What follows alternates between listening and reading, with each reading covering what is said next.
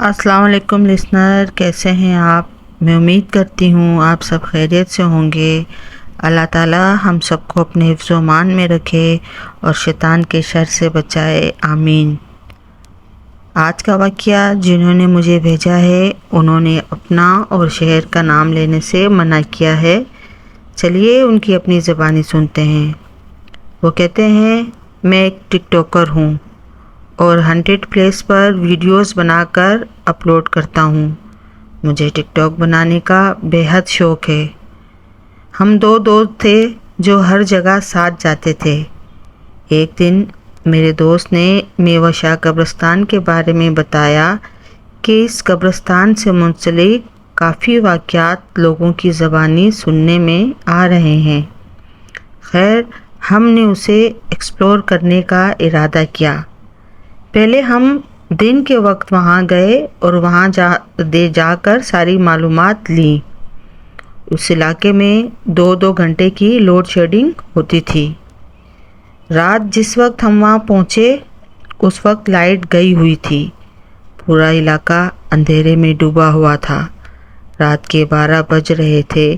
कुछ लोग आते जाते नज़र आ रहे थे, बाकी हर तरफ खामोशी छाई हुई थी।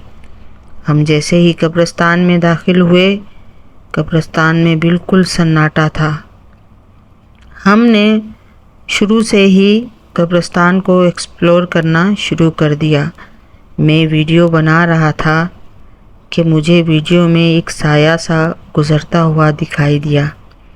मैंने अपने दोस्त से कहा कि अभी यहाँ से कोई गुज़रा है, तो उसने मुझे कहा मुझे तो कोई दिखाई नहीं दिया। खैर, हम कब्रिस्तान के अंदर काफ़ी दूर तक चले गए थे। हर तरफ खामोशी छाई हुई थी, सन्नाटा था और शहर खामोशा के बासी अपनी आराम गाह में हमेशा के लिए गहरी नींद सो रहे थे। फिर मुझे दोबारा ऐसा महसूस हुआ कि कोई साया मेरे करीब से गुज़रा है। मैं अपने दोस्त की तरफ देखता हूँ तो वो लापरवाह सा अपने काम में मगन होता है। हम बहुत ध्यान से चल रहे थे। कब्र से कब्र मिली हुई थी। पैदल चलने की बिल्कुल गुंजाइश ना थी कि अचानक मेरा पैर किसी कब्र पर आ जाता है। साथ ही मुझे ऐसा महसूस होता है कि जैसे मुझे किसी ने पीछे से धक्का दिया हो और मैं मुंह के बल गड्ढे में जाकर गिरता हूँ। मेरा मोबाइल भी कहीं दूर जा गिरता है जिससे मैं वीडियो बना रहा था। मेरे दोस्त ने अपने मोबाइल की लाइट ऑन की हुई थी। मेरे गिरने की आवाज़ पे वो अपनी लाइट मेरी तरफ करता है तो हमारे औसान ख़ता हो जाते हैं।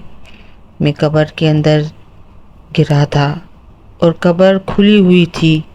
वो कब्र किसी मर्द की थी जो ना जाने कितने वक्तों से यहाँ दफन था, मगर इस वक्त उसकी आंखें खुली हुई थी और हरकत कर रही थी।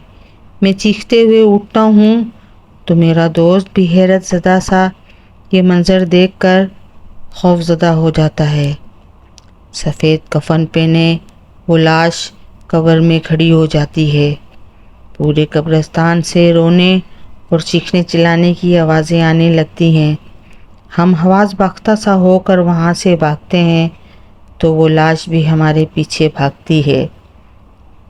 हमें घबराहट में बाहर जाने का रास्ता नहीं दिखाई दे रहा था। काफ़ी देर हम कब्रिस्तान में इधर से उधर चकराते रहे। खौफ से हमारी हालत बुरी हो रही थी। हम उस वक्त को कोस रहे थे कि टिकटॉक के चक्कर में हम क्या गलती कर बैठे। हम पछता रहे थे, अल्लाह से माफ़ी मांग रहे थे कि हमें यहाँ से निकाल दे या अल्लाह हमें माफ़ कर दे। कि हम क्या देखते हैं, इतने में एक खस्ता हाल शख्स दरख्तों से पीछे से आता दिखाई देता है जिसने फटे पुराने कपड़े पहने हुए थे। वो हाथ उठाकर उस लाश को रोकते हैं। लाश जहाँ थी वहीं रुक जाती है। फिर वो शख्स हमारी तरफ मुड़ते हैं। हमें कहते हैं हर चीज़ मजाक नहीं होती, ہر جگہ انجوائمنٹ کے لیے نہیں ہوتی. تم لوگوں نے اس جگہ کو بھی اپنے شوق کی خاطر استعمال کیا. تمہاری بہتری اسی میں ہے کہ یہاں سے نکل جاؤ. ان کے یہ کہتے ہی ہمیں سامنے باہر کا راستہ نظر آتا ہے. ہم فوراً باہر کی طرف دوڑتے ہیں. دوڑتے ہوئے پیچھے مڑ کر دیکھتے ہیں تو ہمیں وہاں کوئی کھڑا نہیں دکھائی دیتا. ہر طرف سناٹا تھا. اس واقعے نے میرے ذہن پر بہت گہرے نقوش چھوڑے تھے. مجھے احساس ہو گیا تھا کہ میں نے جو کیا وہ غلط کیا. اس واقعے کے بعد میں نے ہمیشہ کے لیے ٹک ٹاک بنانا چھوڑ دی اور توبہ کر لی. تو لسنر، یہ تھا آج کا واقعہ. میں امید کرتی ہوں آپ کو پسند آیا ہوگا. پلیز میرے چینل کو لائک کریں، شیئر کریں اور سبسکرائب کریں. اللہ حافظ. دعاؤں میں یاد رکھیے گا.